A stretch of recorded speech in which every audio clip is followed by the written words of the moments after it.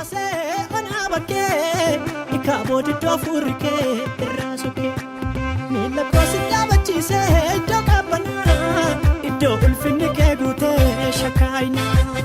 iji kona baname qole shena ragati amma wala marra kaasena micha kana ra yesus isa ijaan qaroodhaan arguu dhaban irraa kaaseera qaroodhaan arguurraan kan dhabe immoo qaroodhaan arguudhaan kan dhaberraan kan ka'e immoo karaarra taa'ee karata baajatan qabu hojjetachuu hin danda'u horachuu hin danda'u godhachuu hin danda'u garuu akkuma nama warra isaatii sanyii isaatiinis qomoo isaa keessaa dhaala qaba lafa qaba qotachuu danda'a utuu fayyaa ta'e amma inni kun ishii gargateeraam amma namni sun maqaa iyyuu hin qabu maqaa isaatti hin laanne jaamaatti hin jedhu malee jaamaadha al tokko namuma maqaa qabuuni namicha sanaafa namaan jedhu namicha isa jaamaa namaan jedhu namni rakkinuma namni qabuun nama waama namicha isa hiyyeessa isa namichi jedhu maqaa qabaam namichi maqaa isaa maaltu dhaale beektu haala inni keessa jiru jalaa dhaale waan inni keessa jiru jalaa fudhate rakkina isaa jalaa fudhatee maqaa dhabeem nama maqaa qabutu maqaa dhabeem nama kana nuun caafamneem silaa maqaadhaan waamuum rakkinatu irraa fudhate jaamummaatu maqaa isaa fudhateem jaamummaatu rakkinni maqaa namaa fudhata amma maqaan nama kanaa yoo akka mogga'u iyyuu hin beeku anam warri iyyuu maqaan dhoomne hoo maqaan isaa balu namni jedhan jedhu ganaa maqaan isaa moggaafamaam maqaan isaa isa yesuus ija isaa baneedhaam maqaan isaa maqaa yesuusii wajjin waamamaam yesuusitti waamameem yesuusitti waamameem kaleessa maqaa dhabuu iyyuu warra maqaa argateera isa yesuus ija isaa bane ishee yesuus ija ishee bane ishee yesuus nama ishee godhe isa yesuus nama isa godhe haaleluyyaa maqaan qabu kaa kan biraa maqaan qabu kaa isa yesuus fuudhee tarree namaa teessise isa yesuus nama isa godhe isa yesuus iddoo ulfinaan isa ga'e yommuu maqaan isaa waamamu yesuus biraa nafu yesuustu wajjin waamama yesuustu si wajjin waamamaa jiraa isin seenaa kee duukaa jiraa yesuus seenaa jireenya kee duukaa jiraa yesuus yesuusi waamamaa si duukaa yesuus qooda qabaa jireenya kee keessaa qooda laatteettaa fi isatu jakoo naa bane yesuustu jakoo naa bane yesuustu seenaa koo geddare yesuustu iddoon taa'uu na kaase lafa kadhaatii na kaase lafa rakkinaatii na kaase harka koo qabee na kaase akkanan turre maqaan koo akkanan turre seenaan koo yesuustu geddare jaalallee koo yesuus koo bareedaa koo na geddare na dhaabe iddoo ulfinaa dukkana koo hin dabarse dukkanni koo hin darbe dukkanni darbeeram ifti dhufeera seenaan geddarameeram diina koo irratti afaan koo bane jetti maannaan afaan na banameera dubbachuuf nan danda'a wanti ganna qabu hin jiru haaleluyyaa galanni waaqayyoof haa ta'u isa moo samiti jedhaniga isaan wedhen isa booddee fuudhanii amma immoo gara warra fariisotaatti geessan jedha warri fariisotaatti geessinaanii ati jaamummaadhuma isaa yoo amanuu dadhaba warri fariisotaa immoo waanuma inni sobee dubbatu se'ani rakkinuma keessa hin turre jedhan rakkina keessa hin turre ati rakkinuma keessa hin turre ittiin jechuu barbaadan al tokko yeroo waaqayyoo dhugaa baanu itti fakkaachuu hin danda'u namatu gaaf tokko waa'ee waaqayyo isaa godhee dubbata rakkina qilee keessaa baheetii amma immoo seenaan geddaramee dubbata amantoonni tokko namichi kun hin soba waa'ee namaa nutti hima malee kun dhuguma erga dhalatee rakkinu argeen beeku jedhan nama rakkataa tokko hin jedhu yeroo waaqayyo ka'ee seenaa namaa geddaramu dhugaan fakkaatu namichi kun jireenya isaa isa dhugaa dubbata warri fariisotaa garuu amanuu hin dandeenye akka jedhanii gaafatan mee dhaggeeffadhaa ilaa jarri yommus namicha dur jaamaa ture sana fuula warra fariisotaatti in dhiyeessan waanuma hamaan gooneem waan fayyeef kasasamaam waan fayyeef yaa'ii itti dhiyaate yaa'ii warra yihuudotaatti dhiyaateen jaamaa kaleessa fayye namni yaa isaan qabuun eengada gaafanni karaarra taa'u amma fayyinaan eegaa waa'ee isaa irratti dubbiin kaa'am dubbiin irratti kaasam seexanni waaqayyo isaa ifatu malee yommuu waaqayyo waan nuuf godhu hookii maqaa nu balleessuudhaan hookii waan tokko tokkoon seenaa keenya olii gadha'utti kaa'am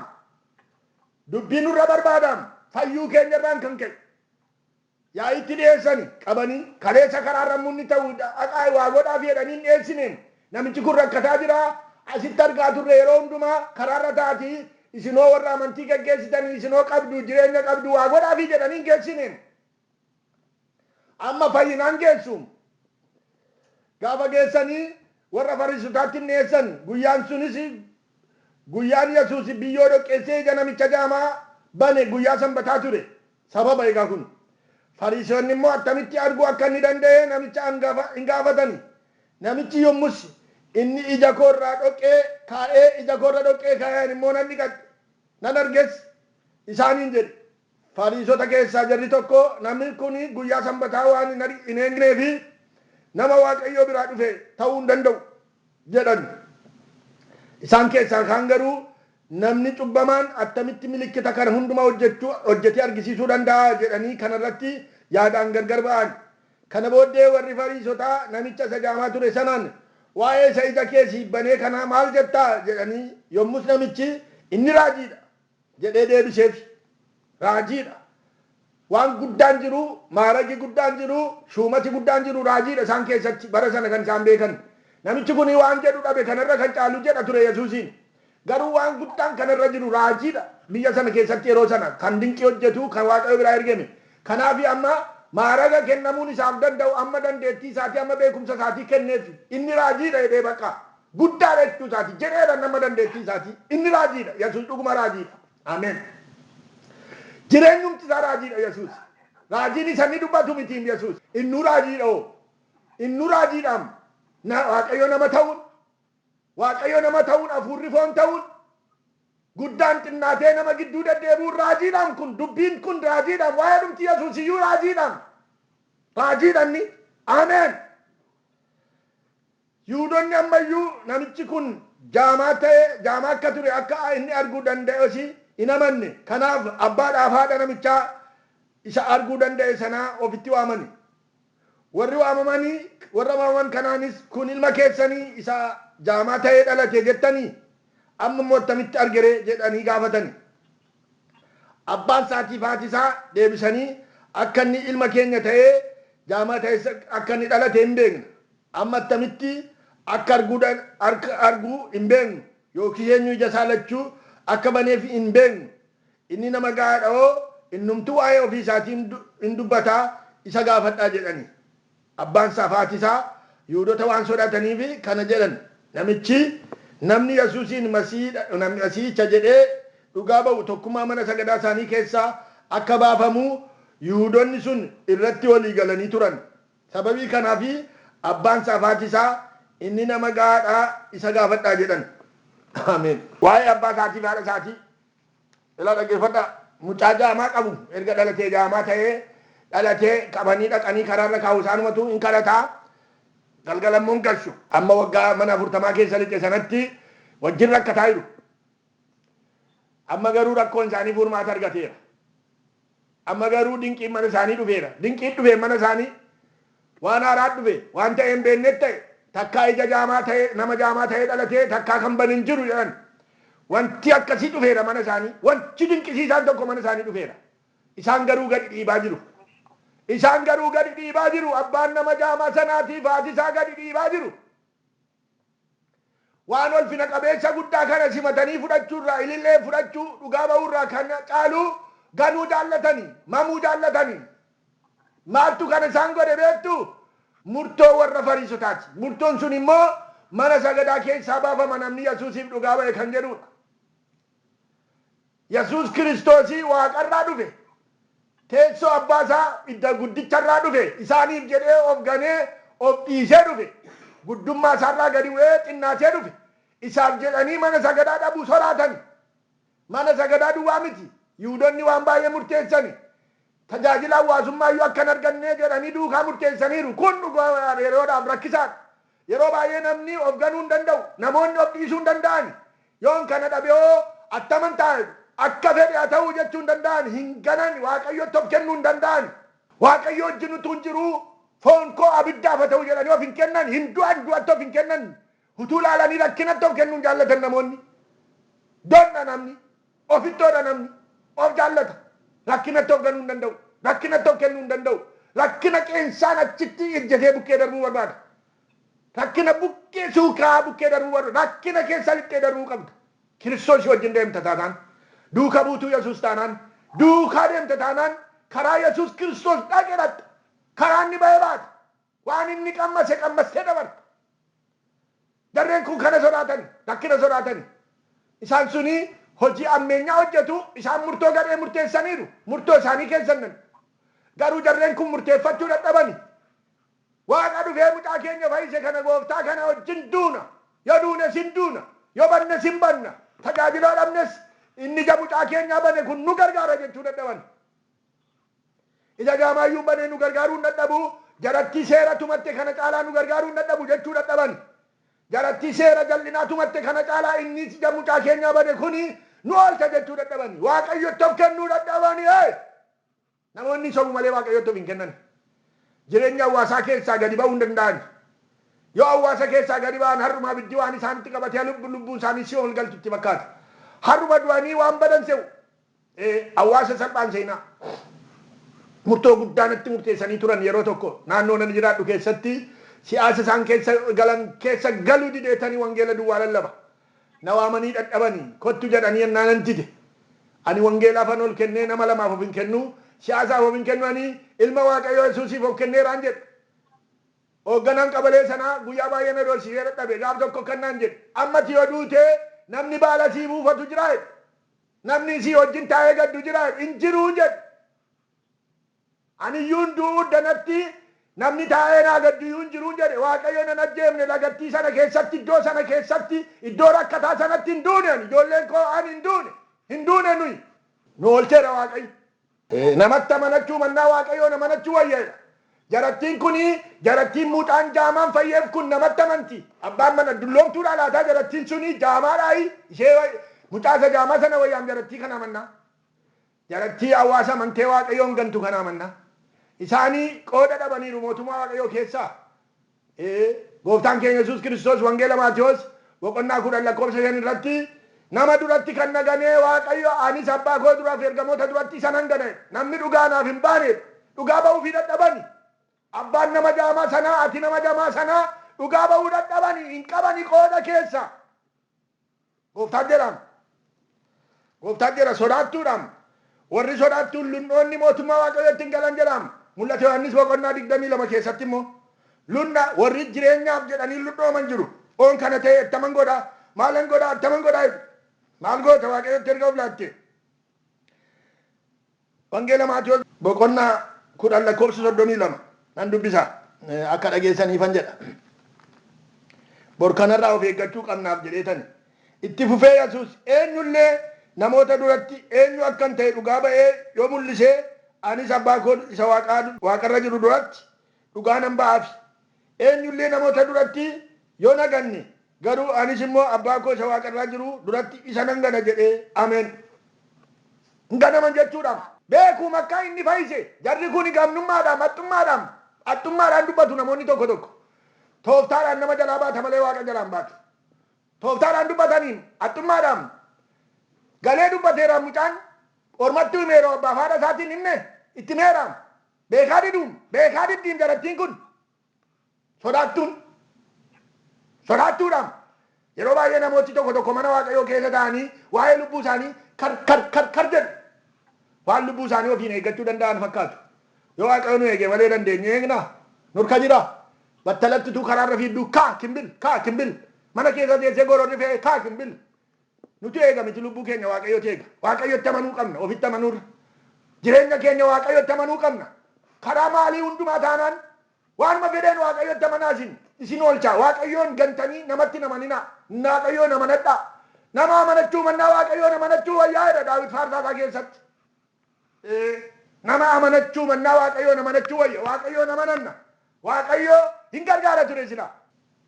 ilaa wangeela kutaarraa keessatti waaqayyo waan dinqii nutti dubbataa jira hubadhaa ilaa kanas qabadhaa darbaa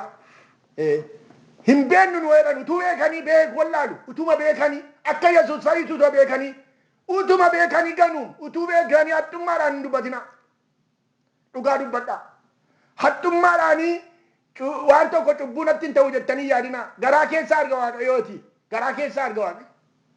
waan garaa keenya keessa jiru argaam waan nu hojjetaa jirru beekaam waaqayyo maaliin maal akka nu gochaa jiru waan godhaa jirru beekaaf waaqayyo mana keenya keessa gola keenya keessa beekaaf laphee keenya keessa beekaaf waaqayyo nama jaraa baana malee waaqayyo jalaan baana hin gananii mootummaa waaqayyo irraa qooda dhaban jarreen kun jechuu kooti isaan toof dhowwate hin hoon beennuudhan akkamitti akka inni fayyee inni nama gaadhaa isuma gaafata inni isheenee gurbaan immoo waaqayyo isa filateeroo gaafa isaan waamanii gaafatan ammas deebisanii yorri fariisotaa namicha jaamaa sana waamanii gaafatanii takkaa isinitti meeraa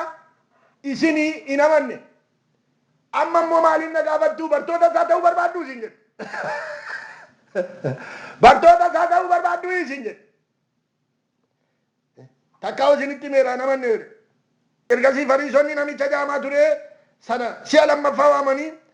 ati dhugaa dubbachuudhaan waaqayyoof ulfina kenni namni kun cubbamaa akka ta'e nuyi hin beekna ittiin jedhan namichi immoo inni cubbamaa ta'uu isaa ani hin beeku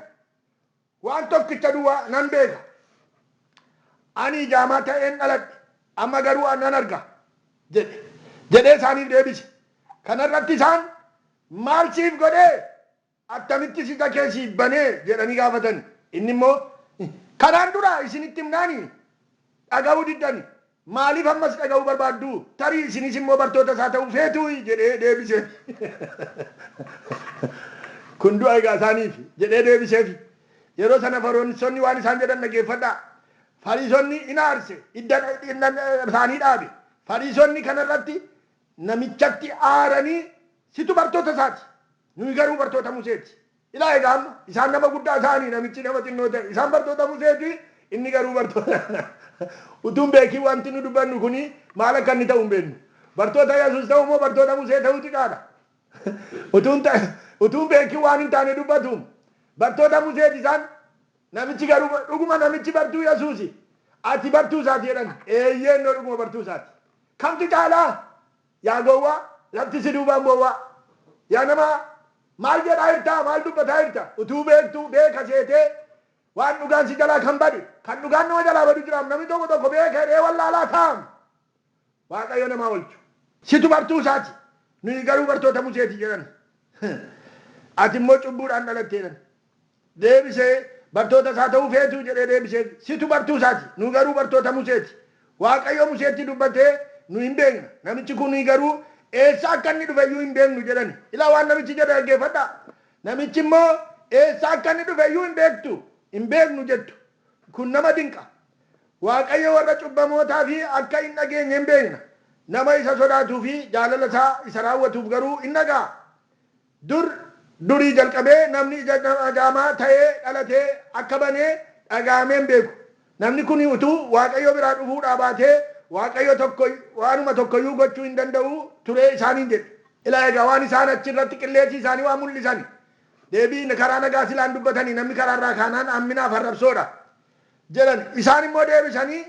ati dhuguma cubbuudhaan dhalattee nu barsiiftaa jedhan tumachuu isaaniiti namicha gaggochuuf jedhu afaan qabachiisuuf jedhu afaan hin qabatu inni garuu danda'e fayyeeranni afaan qabachiisuuf jedhu ati cubbuudhaan dhalattee silayyuu cubbuudha ati cubbuudhuma bahee gadi garaa haadha kee keessaa ati isaan garuu qulqulluudha isaan toloota isaan seera baratanii nama qulqulloota inni cubbuudhaan dhalate abeet yaa waaq nama gargaari waaqayyo nama gargaaru namni karaarraa kaannan akka inni dogoggaru laala ati cubbuudhaan dhalattee nuyi qulqulloota jedhaa jiru ati nu barsiiftaa jedhan isaan iyyuu nama barsiisu inni kun inni dinqii waaqayyoo ta'eef inni illee waaqayyoo irratti mul'ate inni seenaan isaa geddarame maaliif hin barsiisu innoo hin arge innoo hin dhagaye hin bare innooti maan dubbatu gochaa waaqayyoo argeo irree waaqayyoo argeo irree waaqayyoo sarratti mul'ateo dinqii waaqayyoo sarratti mul'ateo maaf hin dubbatu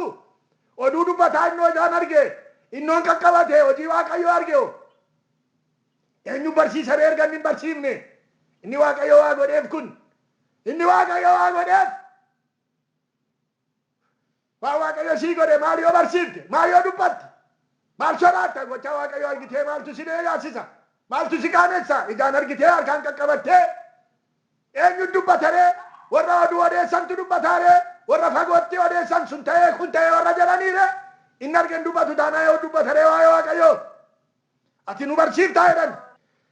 Yesuus Kiristoosiif galannatu isaan deebisanii ati guutummaatti cubbuun dhalattee nu barsiiftaa jedhaniin yommus namichi tokkummaa mana sagadaa isaanii keessaa baasani gadi baasani abaasani Yesuus jira. Yesuus yommus Fariisonni namicha jaamaa ture sana tokkummaa mana sagadaa isaanii keessaa akka baasan ayin dhagaye isa argee ilma namaatti namantaa ittiin jedhe. Namichi immoo inni isa kamii yaa gooftaa anatti himi itti namana jedhee deebiseef. Kanarratti Yesuus isa dur argitee inni ammasii wajjin dubbachaa jirus isuma jedheen. Namichi deebisee nan amana gooftaa koo jedhee jilbeenfatee Yesuusiif sagade. Yesuus immoo ammoo warri hin argine akka arganiif warri arguutti jiran immoo jaamota akka ta'aniifan firdii kennuudhaaf ananii gara biyya lafaa kana dhufeera jedhe. Fariisonni warri isaa wajjin turan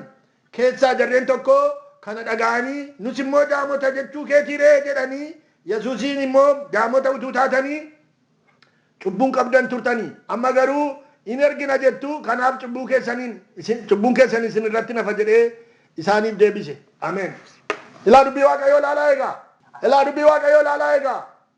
Ani warri argan jaamota akka ta'aniif warri jaamaan immoo akka arganiifan dhufe nuunis jaamaa dheettaa jedhan gaaffii silaan gashanii gaaffiin gashi beeku barataniiru mana barumsaatti baratanii ba'an gaaffii gaafachuu hin danda'u. Gaaffii danda'u. Jaamaadha utuu taatanii isinii wayya ture amma garuu argina jettu utuu jaamota taatanii cubbuun qabdan turtanii amma jaamota jettu garuu waan jaamaan hin hojjenne hojjettu waan jaamaan hojjettu hojii jaamaa hojjettu kanaaf cubbuun keessan isin irratti hafe isin irraan fuudhamne ba'aa baattanii haftan firdii baattanii ofirratti firdii Waaqayyoo ofirratti baattan inni jaamaan garuu fayyeera galanni Waaqayyoof haa ta'u. Yesuus jaamota fayyisuudhaaf dhufe Yesuus jaamaa banuudhaaf jaamaa kana Yesuus maaliif fayyise yoo jenne ergama isaati inni jaamota fayyisuudhaaf dhufe inni naafa qajeelchuudhaaf dhufe okkoloota fayyisuudhaaf dhufe dinqii hojjechuudhaaf dhufe seenaa jijjiiruudhaaf dhufeem Yesuus seenaa jijjiirameem jireenya namaa jijjiiruu dhufeem mana namaa jijjiiruu dhufeem dinagdee namaa jijjiiruu dhufeem Yesuus sammuu namaa jijjiiruu dhufeem sammuun hin jijjiiramam Yesuus gara mana namaa dhufnaan ogummaan beekumsi Yesuusiidhaam ogummaas beekumsas kan nuuf ta'e jedham tolas ogummaas beekumsas kan nuuf ta'e ogummaan beekumsi qajeelaan maan Yesuus keessa kaa'amee nuuf kenname isa wajjin nuuf kenname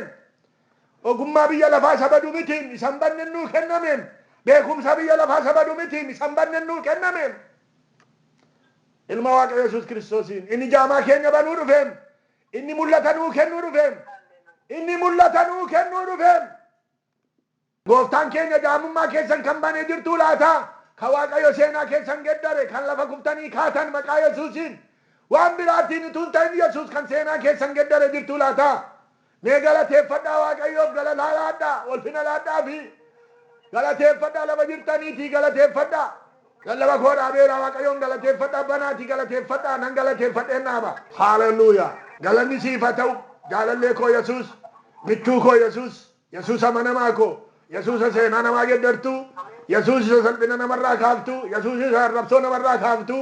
isa maqaa arrabaa namarraa kaastu isa duula namarraa deebiftu warra maqaa namaa balleessan warra seenaa namaa balleessan warra nama arrabsan arraba isaanii laagaatti kan dachaaftu laa arraba isaanii sassaabdee namarraa yaa Waaqayyo kan nama teessiftu dolfinaa kan nama keessu salphina kosii keessaa awaara keessaa fuutee dolfinaa kan nama keessu jaamummaa namaa kan jijjiirtu ija namaa kan bantu seenaa namaa kan aadatsitu ilma Waaqayyoo bultoo namaa kan aadatsitu galanni siif haa ta'u seenaan keenya si malee seenaan qabnu nuyi Yesuus seenaan keenya sirraa malee kan biraarraa hin qabnu situ nu aadesse situ seenaa keenya jijjiire seenaa jijjiiramaa baannee dhaabataa jirra seenaa jijjiiramaa seenaan kaleessaa feera maqaan kaleessaa feera arrabi nurraa deebi'eera soottoo arrabaa nurraa sassaabdeetta si'aa galatu kaa Yesuus eeko ulfaad soottoo arrabaatiin tumamnee duddi nu luqqa'ee lapheen keenya caccabe daakamee dhuftee nu fayyite caccabaa laphee keenya fayyite Yesuus eekoo si'aa galatu kaa jaamaa bantee mul'ata nuu laattee si'aa galatu kaa karaa deemsaa nu agarsiifte si'aa galatu kaa karaa fayyinaa nu agarsiifte karaa jireenyaa karaa kabajaa nu agarsiifte si'aa galatu kaa fayyisaa koo gooftaa koo ulfaad yeroo kana booddee qabnu nuuf eebbisi kana hundumaa waan gootuuf galanni siif haa ta'u maqaa Kiristoos Yesuusiin ameen. Yesuus gabba mi'a keenya qaba galatamaa fannada Yesuus